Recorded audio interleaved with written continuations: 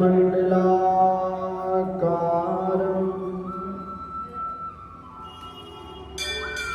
व्याप्तं येन चराचरं तत्पदं दर्शितं येन तस्मै श्री गुरुवे नमः। वराहपीडं नटवरवपुः कर्णयो कर्णिकारं बिभ्रदवास कनककपीशं वैजयन्तीं च मानम् रन्ध्रान् वेणोरदर्शुदया ऊर्यङ्कोपवृन्दैः वृन्दारण्यं स्वपदरमणं प्राविशद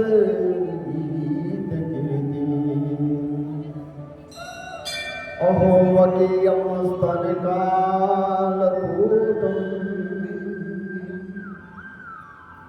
जिगांसया पाययदपिशान्ति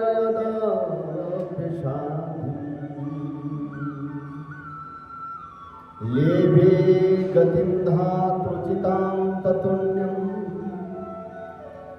कमवादयानं शरणं व्रजेम।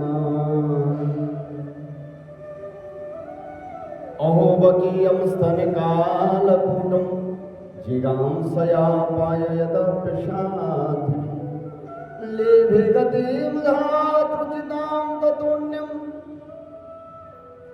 कमवादयानं शरणं व्रजेम। कमवादयानं शरणं व्रजेम। दया धर्म का मूल है, पाप मूल अभिमान। तुलसी दया न छोड़िए, जब लग घट में प्राण। राधा राधा रटत ही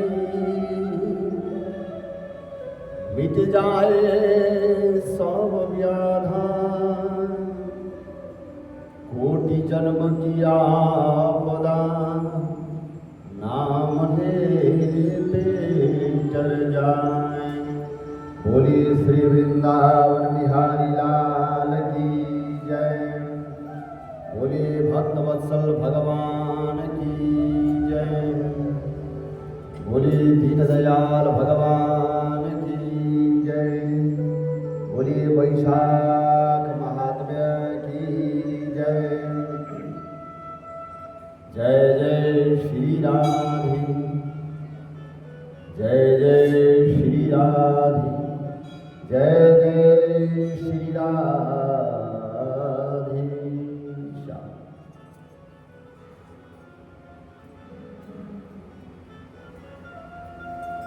पावन पवित्र वैशाख महात्म्य और श्रद्धामयी माताएं, हम लोग श्रवण कर रहे हैं वैशाख महीने का पावन महात्म्य। गत प्रसंग में हम लोगों ने श्रवण किया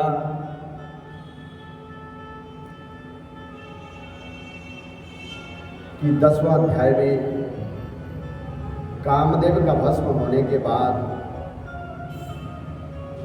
रति की प्रार्थना करने पर भगवान जी ने कह दिया, तुम चिंता मत करो। द्वापर युग में भगवान नारायण जी का अवतार कृष्ण अवतार होने के बाद प्रद्युम्न के नाम से तुम्हारा पति का जन्म होगा। ये प्रसंग गत प्रसंग में हम लोगों ने श्रवण किया। अब हम 11वां अध्याय में श्रवण करते हैं। राजा मैथिल ने पूछने लगे, हे महाराज, वैशाख के जो धर्म जो आपने वर्णन किए हैं,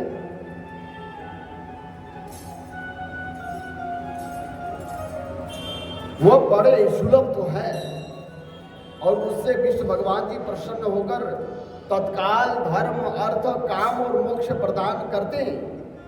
ऐसे वेद विहित धर्म संसार में ज्ञात नहीं है।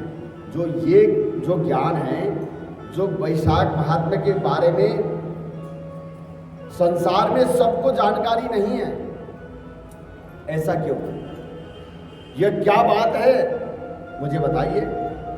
इतना प्रख्यात नहीं है जैसा कार्तिक महात्म्य बड़ा प्रख्यात है और माघ महात्म्य बहुत प्रख्यात है, पर वैशाख महात्म्य कोई जानते। इतना बड़ा महिमा है वैशाख की, पर पता किसी को नहीं है। ऐसा क्यों?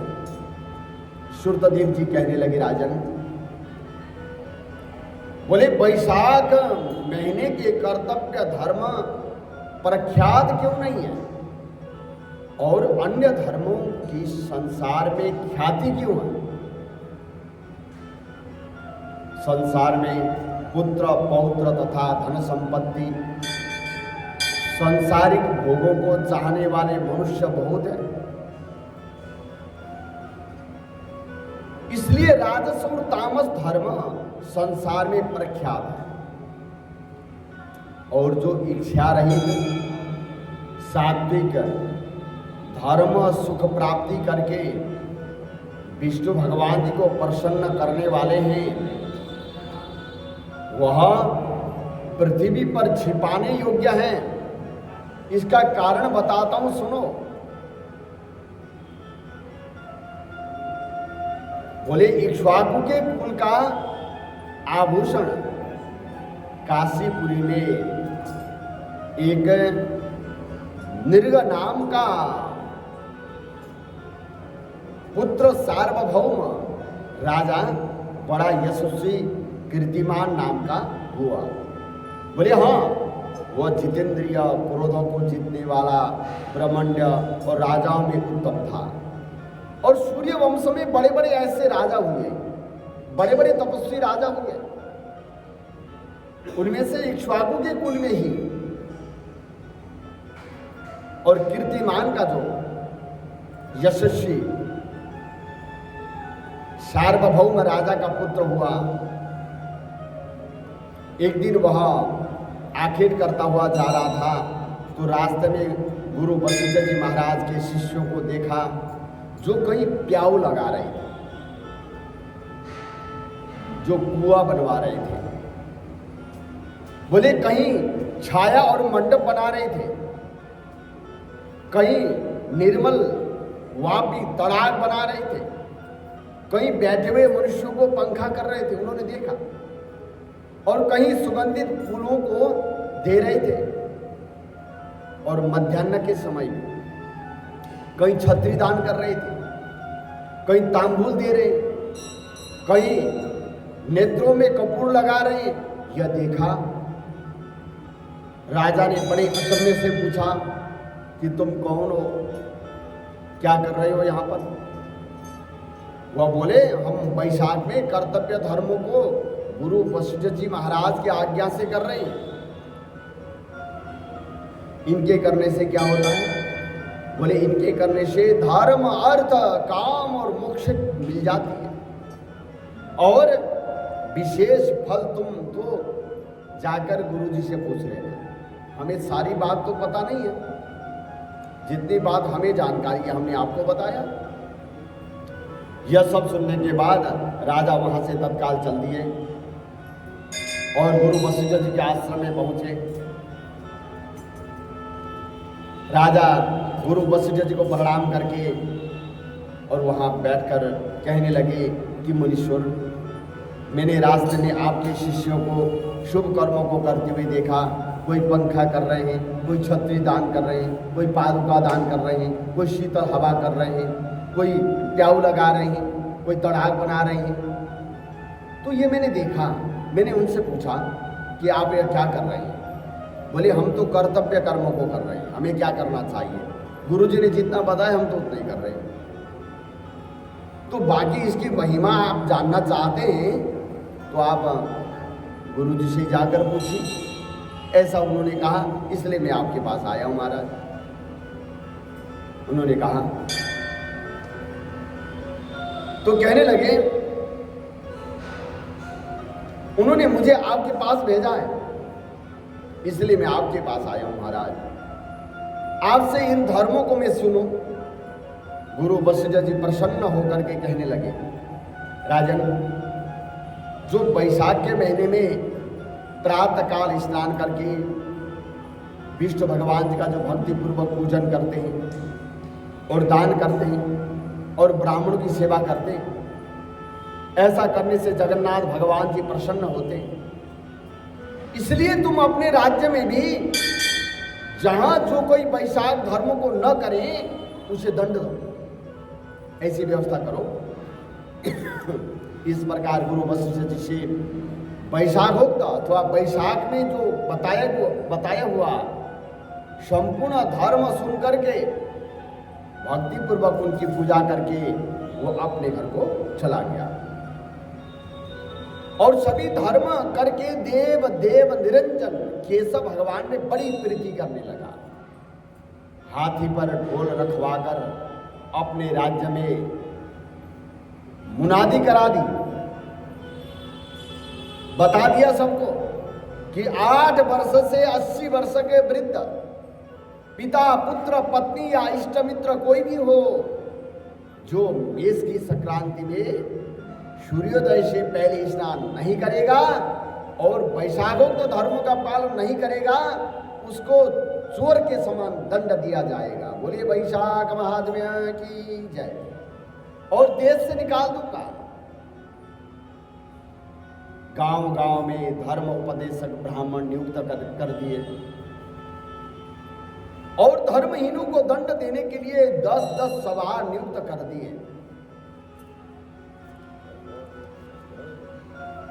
और धर्महीनों को दंड देने के लिए 10-10 सवार नियुक्त कर दिए। इस प्रकार इस चक्रवर्ती राजा के राज्य शासन में यह धर्म वृक्ष सब देशों में विस्तार पूर्वक फैल गया। जो मनुष्य परमात्मा से भी इस राजा के नगरों में मर जाते थे ना, उनको निस्संदेह विष्णुलोक प्राप्त होता था और उनको यमलोक नहीं मिलता था। और जिससे चित्रगुप्त को लिखने के लिए कुछ काम बचा ही नहीं। जो चित्रगुप्त जी बैठे हैं, चित्र और गुप्त, चित्र होता है दिखा हुआ, गुप्त होता है गुप्त पाप। दोनों पाप कर्मों को और शुभ कर्मों को लिखने वाले जो चित्रगुप्त जी, उनका काम ही खत्म हो गया। काम है सारे के सारे वैकुंठ धाम जाने लगे। तब नारद जी एक दिन धर्मराज के पास जाकर बोले, महाराज, नरक में पहले जैसा जो हाहाकार शब्द होता था, बड़े पापी लोग चिल्लाते थे, हाय हम मर गए, हाय हम मर गए, वो सुनाई नहीं देता। क्या बात है? खोटे कर्म करने वाले, माया और दंभ से बड़े हुए पापी मनुष्य तुम्हारे लोक में क्यों नहीं आते? क्योंकि पापी लोग तो है ही, लोग पापी तो है, पर नरक फिर भी नहीं जाते। क्या मतलब है? नारद जी ने बड़े भाव से पूछा और चित्रगुप्त भी हाथ पर हाथ धरे हुए बैठे हुए, काम कुछ है नहीं। इसका क्या कारण है?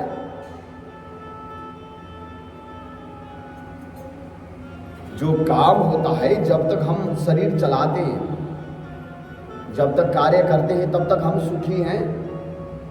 जब कार्य ही खत्म हो जाए, चित्रगुप्त के बाल पक गए, सफेद हो गए। जिन्होंने समय की गणना करने वाले थे, बैठे बैठे बूढ़े हो गए।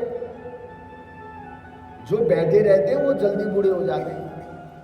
हाँ, एक हमने जानने वाले कोई मित्र थे, उन्होंने क्या कर दिया, रोज का दुकान था, रोज दुकान जाना आना, हमारे अगल बगल में ही है।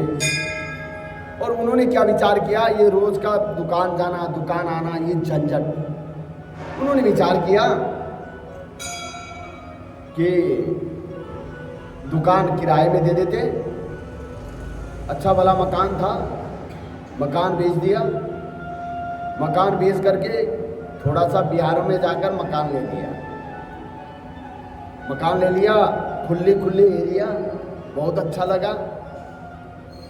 और इधर दुकान जो था वो किराए पे दे दिया, किराए पे दे दिया और घर हो गया। दुकान से किराया आता है, किराया भरपूर आता है, 80-85 हज़ार किराया आता है। अब खाओ बैठो, करना क्या है, किसके लिए करना है। 1 महीने हो गए, दूसरे महीने हो गए, पैसे आ रहे, खुला मकान, गाड़ी है, ड्राइवर है, सब रखी हुई है, सब व्यवस्था हो गया है। जो चाहते थे वो पाया उन्होंने, काम करने जाना भी नहीं है। दुकान में रोज सुबह उठ के नाश्ता तैयार करके दुकान जाना पड़ता था, दुकान से रात को आना, बड़े थके हुए होते थे।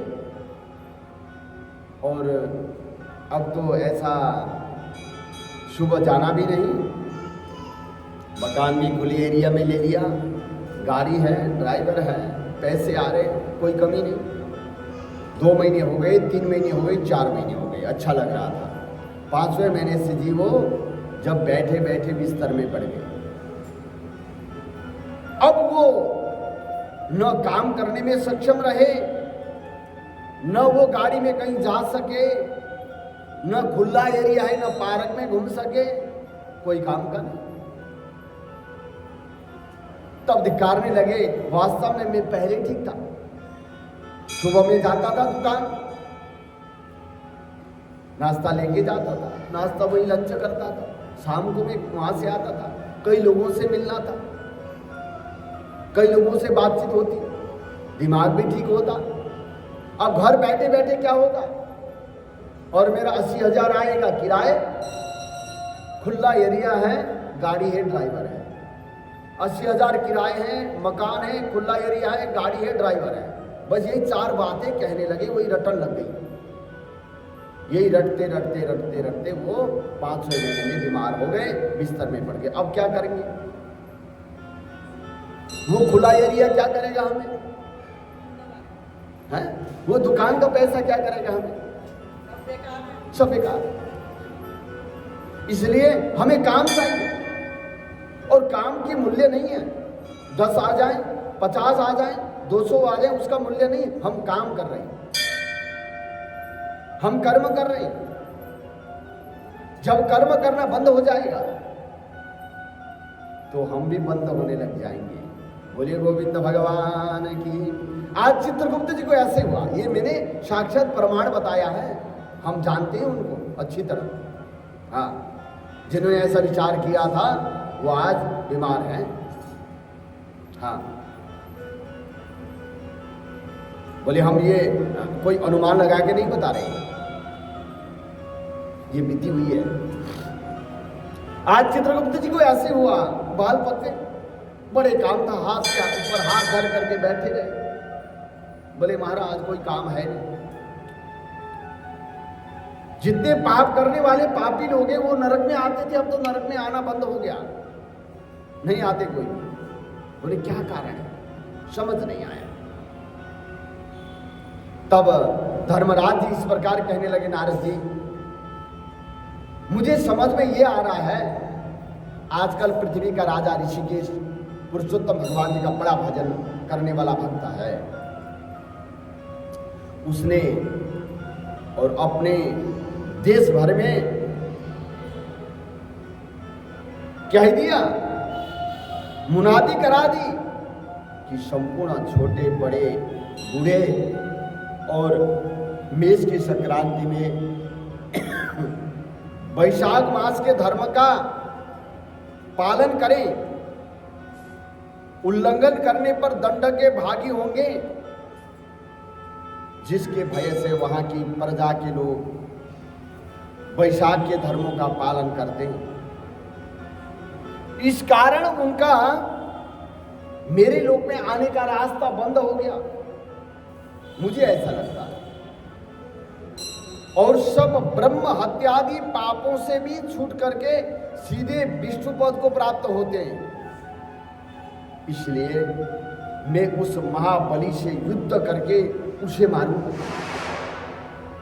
उस राजा का वध करूंगा। यदि वह मुझसे न मरेगा तो मैं ब्रह्मा जी के पास चला जाऊंगा, उनसे सब निवेदन करके स्वस्थ हो जाऊंगा मैं। इस प्रकार नारद जी से सलाह करके मृत्यु, रोग, जरा आदि सेवक तथा 50 करोड़ यमदूतों को लेकर स्वयं यमराज जी दंड उठाकर भैंसा पर चढ़कर पृथ्वी पर चले आए और जल्दी उस राजा की पुरी को घेर करके महाशंखनाद करने लगे। जब राजा ने यह सुना कि यमराज ने यह पुरी घेर ली, तब अत्यंत क्रोध करके अपनी संपूर्ण सेना सजाकर नगर से बाहर आया और दोनों में घोर युद्ध हुआ। हाँ, राजा ने यम की सारी सेना आदि को जीतकर क्षण भर में भगा दिया, जिससे क्रोध करके यमराज ने अपने अनेकों बाण चलाए, तलवार उठाकर राजा को मारने को आया। तब राजा ने 3 बाणों से यमराज के धनुष आदि, तलवार आदि सब काट कर गिरा दिया और एक तीक्ष्ण बाण यमराज के मस्तक पर मारा। तब यम ने क्रोध करके अपना दंड उठाया और उसको ब्रह्मास्त्र से अभिमंत्रित किया और करके राजा के ऊपर छोड़ दिया।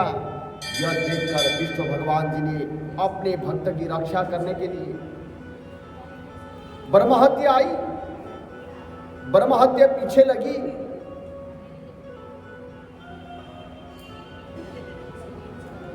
ब्रह्महत्या पीछे लगी। हाँ, ब्रह्महत्या को हटाओ। बोले उसके बाद जो ब्रह्मास्त्र है वह किसी से मिटता नहीं।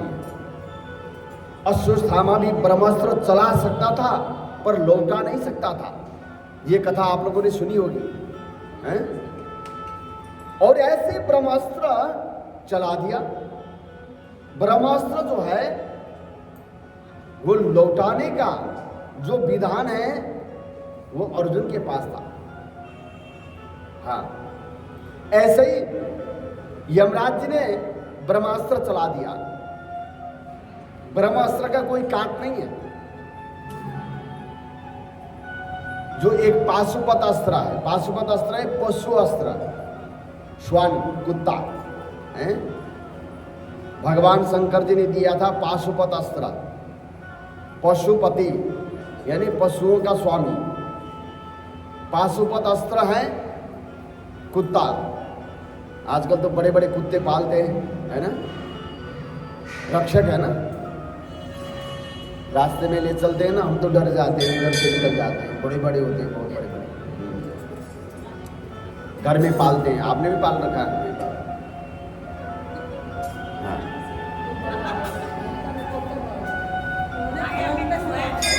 हाँ, हम तो बहुत डर जाते हैं। रास्ते में लेके आते हैं ना, बड़े बड़े होते हैं, हम तो साइड से निकल जाते हैं और वही खड़े रहती है थोड़ी देर, फिर वो निकालते हैं तो फिर हम निकल जाते हैं। हाँ, और ऐसे ब्रह्मास्त्र छोड़ दिया। ब्रह्मास्त्र टाली नहीं जा सकती। वहां पर देखा भगवान नारायण जी ने मेरे भक्त के ऊपर ब्रह्मास्त्र आया, तो ऐसा देखा। उसके बाद भक्त की रक्षा करने के लिए भगवान जी ने सुदर्शन चक्र छोड़ दिए और सुदर्शन चक्र रण में आकर ब्रह्मास्त्र का निवारण करके यमराज जी को मारने के लिए उद्यत हुआ। तब राजा सुदर्शन चक्र को नमस्कार करके स्तुति करने लगा कि इस यम की रक्षा कीजिए।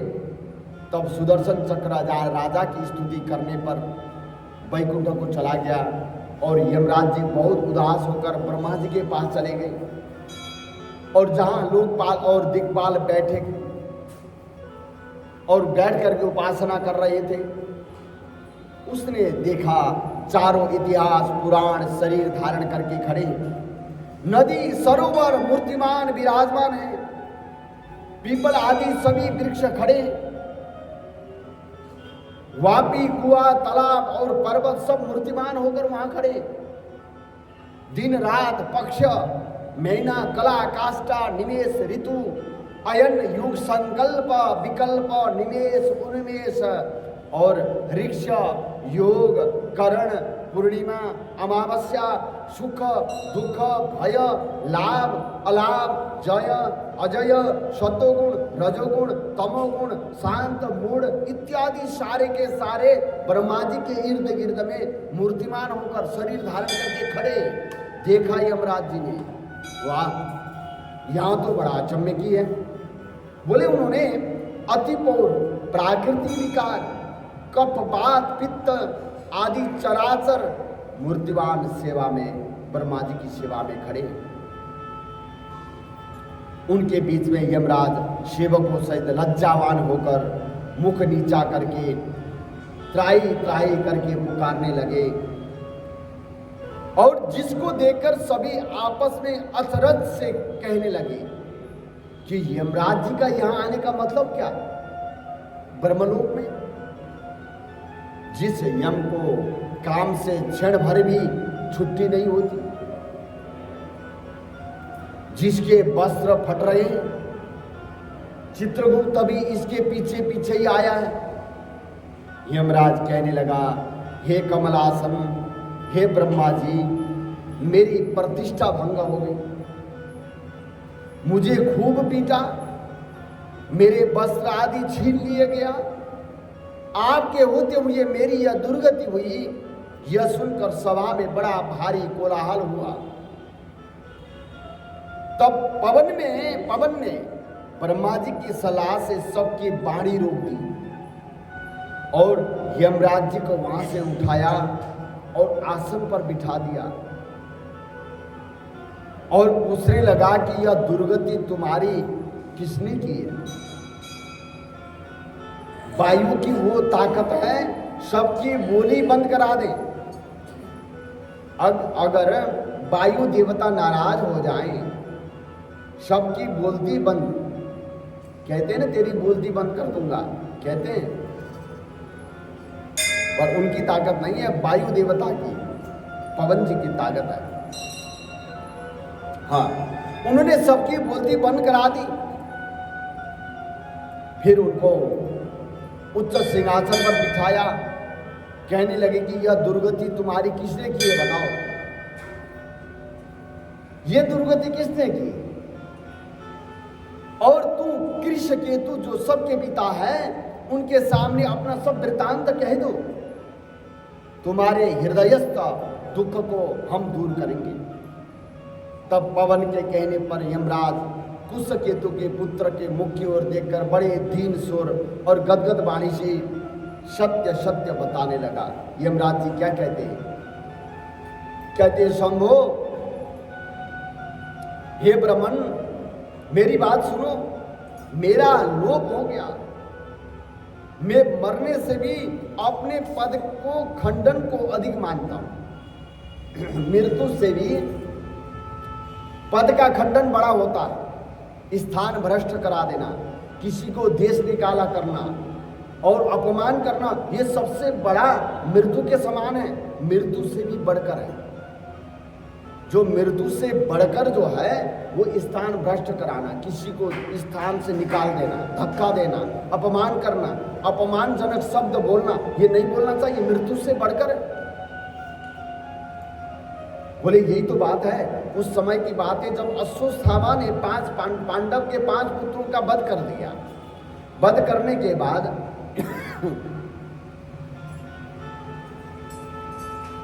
भीम अर्जुन ने पकड़ कर ले आए। द्रौपदी को पूछा, इसको हम मारना चाहते हैं, मत मारो। युधिष्ठिर महाराज से पूछा, इसको मारना चाहते हैं, मत मारो। भगवान जी वहीं बैठे हुए थे, उनसे कहा कि महाराज आप यहीं बैठे हैं, इतना हल्ला हो रहा है, हम परेशान हैं, आपने कुछ बात बताई नहीं। बोले जब तक आपने पूछा नहीं हमने बताया नहीं।